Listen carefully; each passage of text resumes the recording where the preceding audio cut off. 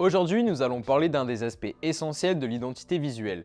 Comment et pourquoi créer un bon logo? Je vais vous expliquer le grand impact qu'a ce petit symbole sur votre image de marque. Un logo est bien plus qu'une simple image.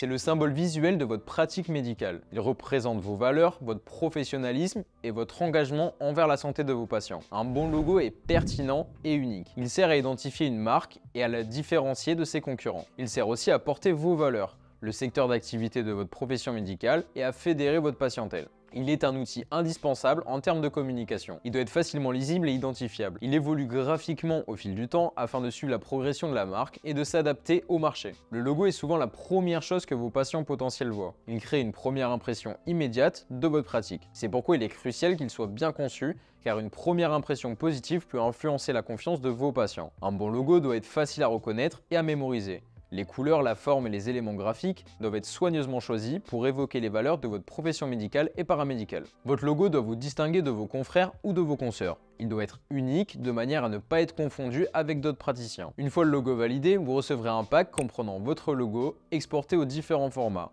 petits, moyens et grands, et aux différentes couleurs, noir, blanc, en couleur, avec ou sans la baseline. Le logo doit pouvoir s'adapter et se décliner sur l'ensemble de vos supports de communication. On le retrouvera par exemple sur vos ordonnances, vos cartes de visite, votre site internet, vos posts sur les réseaux sociaux ou dans votre cabinet médical. En tant que professionnel de santé, nous vous recommandons la conception d'un logo avec un graphiste car il s'agit d'une tâche nécessitant une expertise technique, notamment dans la maîtrise d'outils comme Illustrator par exemple. Faire appel à un graphiste qualifié est essentiel pour créer un logo qui réponde à toutes les exigences de pertinence et de conformité. Il existe différents types de logos dans le milieu, les logos minimalistes, des logos plus détaillés et enfin les monogrammes. En voici les exemples. Le premier logo dit minimaliste car il est simplifié au maximum, c'est le juste milieu entre le réalisme et l'abstrait. Celui-ci plus complexe vient apporter plus de détails comme la localité, la cible visée, les couleurs ainsi qu'un bloc-marque détaillé. Et pour finir, le monogramme est un emblème qui réunit plusieurs lettres en un seul dessin, avec ou sans ornement supplémentaire. En résumé, un bon logo est essentiel dans les communications des médecins et des professionnels de santé. Une conception professionnelle est la clé pour garantir que votre logo reflète votre personnalité,